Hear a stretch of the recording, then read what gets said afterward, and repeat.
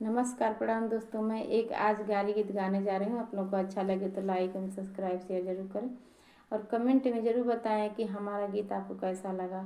दुल्हा के बहिना गजबे छिनार घूमे मऊ बाजार। दुल्हा के बहिना गजबे छिनार घूमे मऊ बाजार। राखेली दूधू गोई भतार घूमे मऊ बाजार।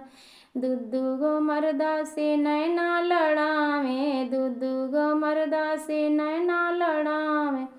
एगो बियाहल एगो कुंवार घूमे मऊ बाजार। एगो बियाहल एगो कुंवार घूमे मऊ बाजार। समधी के बहिना बड़ी छिनार घूमे मऊ बाजार।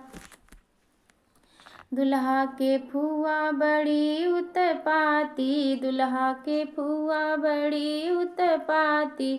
उनका पसंद है मर्दा देहाती, उनका पसंद है मर्दा देहाती। एक साथ राखे 10 भतार घूमे मऊ बाजार। एक साथ राखे 10 भतार घूमे मऊ बाजार। दुल्हा की बहिना बड़ी छिनार घूमे मऊ बाजार। दुल्हा के मम्मी बड़ी हुई नामी, दुल्हा के मम्मी बड़ी हुई नामी। छपरा के लड़िका ठोके सलामी, छपरा के लड़िका ठोके सलामी। मऊ गोरखपुर में राखे लियार घूमे मऊ बाजार। जिला गोरखपुर के राखे लियार घूमे मऊ बाजार।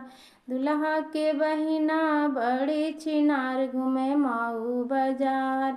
दुल्हा के बहिना बड़ी छिनार घूमे मऊ बाजार।